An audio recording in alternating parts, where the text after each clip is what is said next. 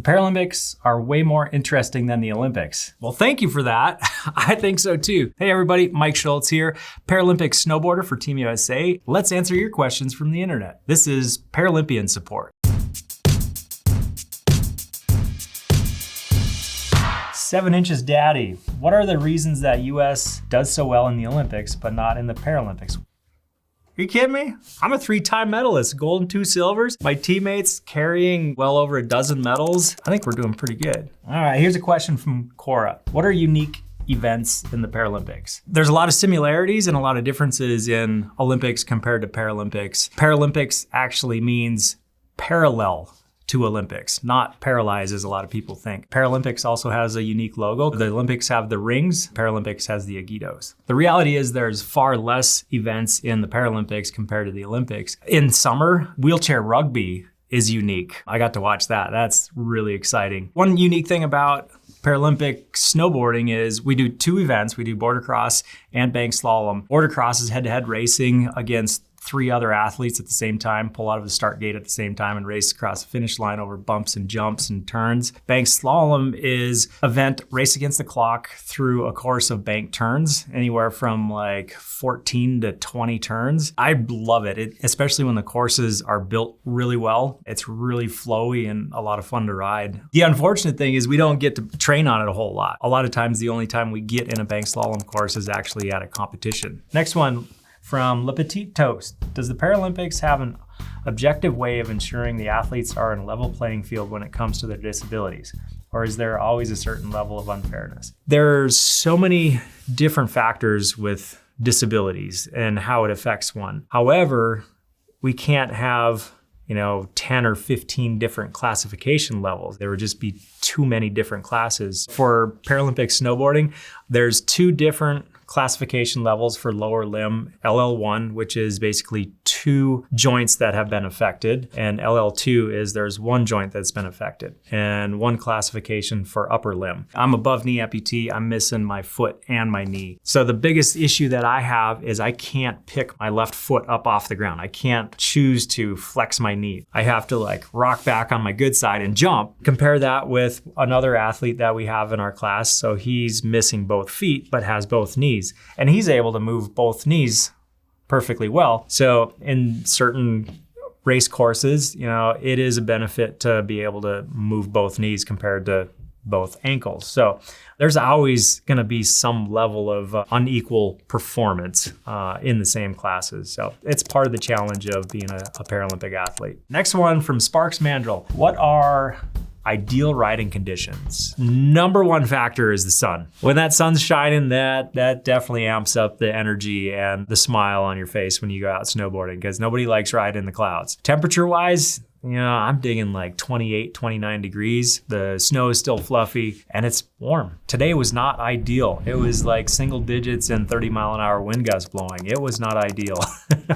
Jordan Beavis, 8. How long was your recovery and how long did it take to get a prosthetic? So I was actually injured racing snowcross in 2008. And I had a pretty quick recovery, especially considering how bad the injury was. I was actually up on my first prosthesis 5.5 weeks after my amputation, which is quite speedy compared to most. I was very motivated to get back on my feet again. And I actually started racing snowmobiles within a month and a half of my injury, and then racing X Games Adaptive Supercross 7 months after my injury happened on a leg that I built in my garage, called it the Moto knee and VersaFoot. It was a very basic mechanical knee system, which worked good for walking, but I really wanted to get back into riding my motocross bike and my snowmobile. That was my true passion and my profession at that time. My second passion in life is I'm a garage guy. I'm a doer and I'm a maker. I love to create things in my shop, and what better thing for me to put my time and effort in than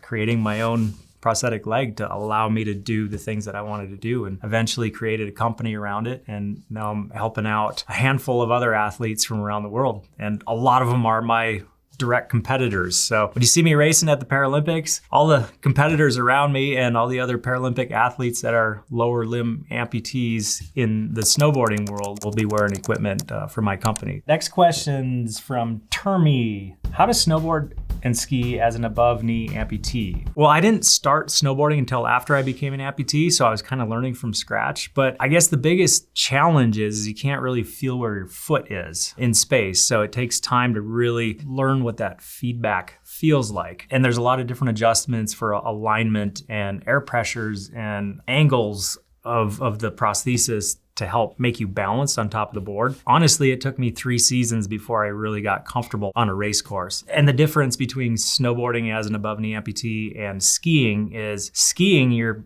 legs are obviously working independently, so you're completely relying on your prosthesis to give you that balance and stability, compared to on a snowboard where you're strapped into the board, so your legs are kind of working together. It's difficult, especially on really rough terrain, but if you're motivated to learn how to do something, you'll figure it out. As an adaptive athlete, it's all about paying attention to the details, because you're not gonna just bolt on a prosthesis and go out and rip runs. For example, the stance on a snowboard affects how things are set up. So if you ride regular, which is your left foot forward, or ride goofy, which is your left foot in the back. I'm a left leg amputee, so I ride regular, so my prosthesis is in the front. And there are some benefits of that. I have more power out of my back leg, but the flip side is the athlete that rides with their good foot up front and prosthesis in the back, a lot of times they'll be able to initiate turns a little smoother compared to what I can. So there's always a trade-off with everything and how it's set up. Here's another question from Cora. What sports are the hardest to make prosthetics for? The more complex the movements are,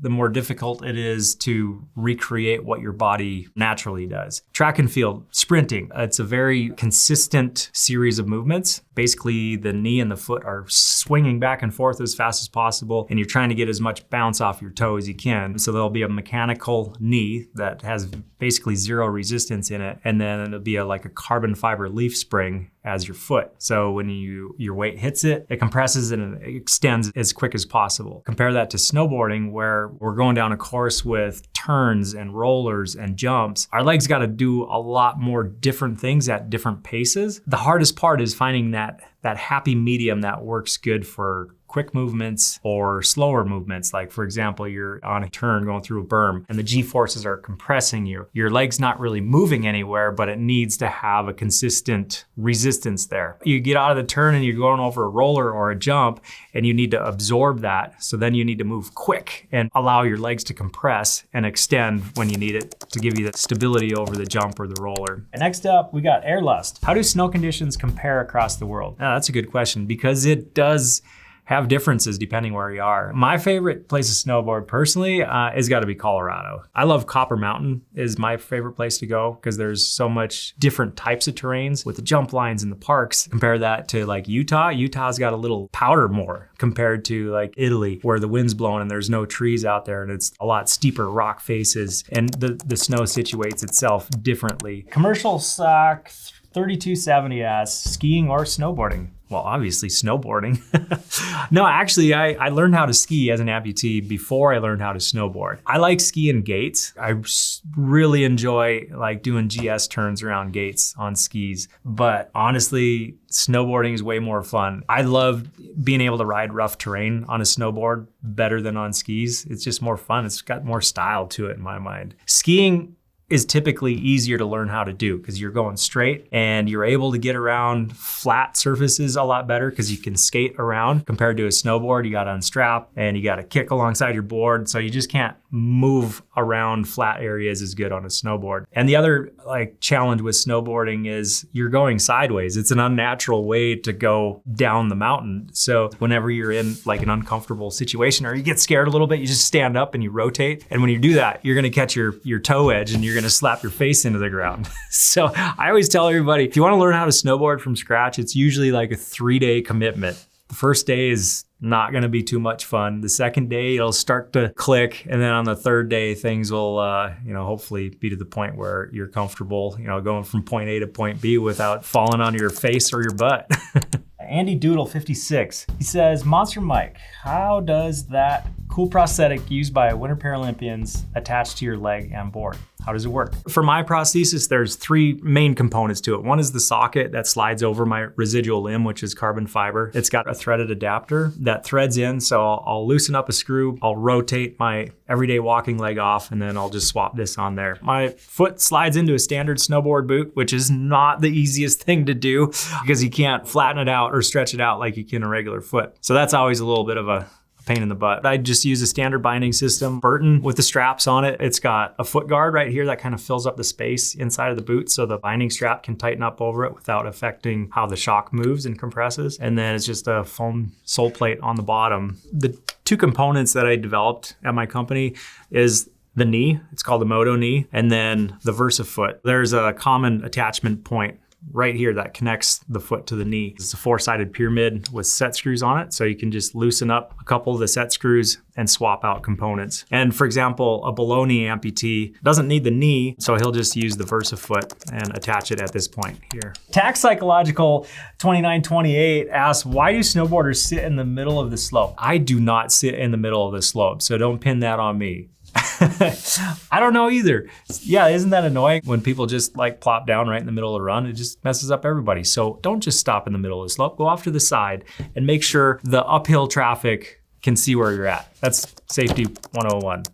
From Playful Interview 753, what's the biggest design challenge when building a prosthetic that has to function at freezing temperatures and high impact? The temperature does affect things. I mean, I actually just got off the mountain right now in basically single digit temperatures. So being that there's hydraulic oil in the shock system here, the viscosity raises when it's cold. So it doesn't move as quick. For example, when I'm sitting around for a while waiting to get on course, I'll jump up and down or squat up and down like 6 or 8 times to get that hydraulic fluid moving. And then also some of the materials could get brittle in really cold weather. So we've chosen materials that, hold up into, a wide range of temperatures. The majority is 7000 series aluminum. We've got titanium adapters, stainless steel fasteners to prevent corrosion when we're using them in and around mud and water and snow. And then some of the components here, like the protective covers that we've got on top of the knee and then also on the foot. These are a nylon X. So these are 3D printed parts. It's basically nylon infused with carbon fiber. And they've seemed to hold up pretty good in the sub-zero weather. I've had some other materials that have cracked,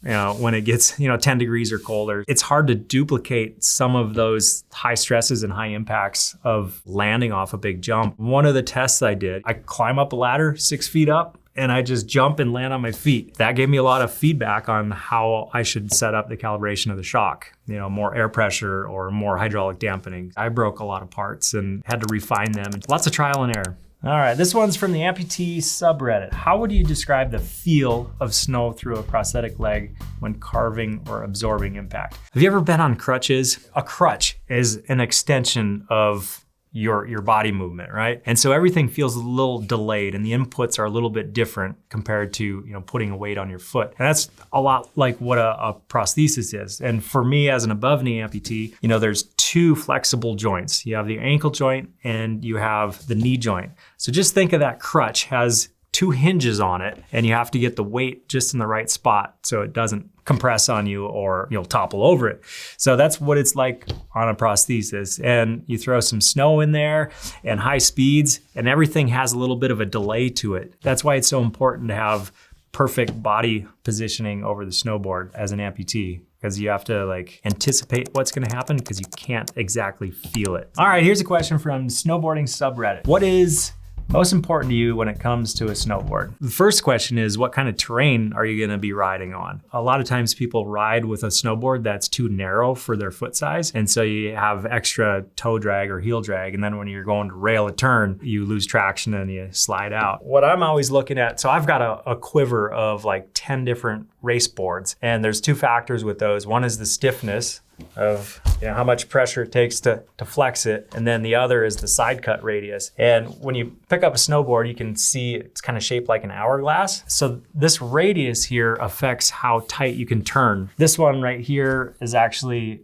a tighter radius. It's got 8 meters. Some of my longer BX boards are up to like 13 meter radius. So that just affects when you go up on your edge, that radius is gonna help make that turn. So Schmids asks, what are the most important skills to learn to take on steep black runs? That's a good one. I'm not good at steep black runs. It doesn't matter what terrain you are, but finding that right balance for the slope you're on. So many times people just, as a reaction, they sit back seat and they're too much on their back leg, which, that affects how quickly you can react to turn or to stop or maneuver. So on the snowboarding, balance is everything, and that completely affects how your board reacts to how you're moving or want to move. So be in the right stacked position all the time, depending on, flat or steeps, it all matters. So next one, we got Valley 566. The Paralympics are way more interesting than the Olympics. Well, thank you for that. I think so too. Yeah, there's a lot more layers to Paralympic sports, especially with us in snowboarding. We're standing upright, we're using standard snowboard equipment, and then we just use prosthetics. There's so many different storylines with the athletes. A lot of us have been through really tough things in life that we've had to recover from and learn the sport over again as, an adaptive athlete. As an athlete, you're trying to be tip-top shape physically. As a Paralympian, there's a whole nother level to it. We got to carry our extra tools and nuts and bolts with us. And there's so much fine-tuning that goes into our prosthetic and adaptive devices. So you could be in the best shape of your life, but if your adaptive equipment isn't performing up to the level you need it to, that can definitely affect your performance. It's nonstop working on our physical performance, but also the performance of our adaptive equipment. So it gets tricky sometimes. We got WYA42 Wallaby Way. Genuinely curious, Monster Mike 5, what problem did your Moto knee solve that other prosthetics totally missed? Personally, I've got like 2 basic prostheses that I use. One is my everyday walker, which is really cool. It's got a microprocessor in it that controls the hydraulic system. It doesn't move by itself, but the computer decides how it reacts to my inputs. And when I'm riding my snowboard or riding my motocross bike, you need that resistance there. It's like flexing your quadriceps as you're in a squat. So for example, on my everyday walking leg, if I go into a squat, there's no resistance helping me hold my body weight up. It just slowly collapses. And so on the Moto knee, it uses a mountain bike shock in here with compressed air. And there's also hydraulic oil that controls how quickly things move. So the air spring is like your quadricep muscles. They help absorb impacts. For example, I'm doing a heel side turn. The air pressure helps support my body weight as the G-forces add up. It's the same type of shock in the foot, and we can adjust the air pressure basically from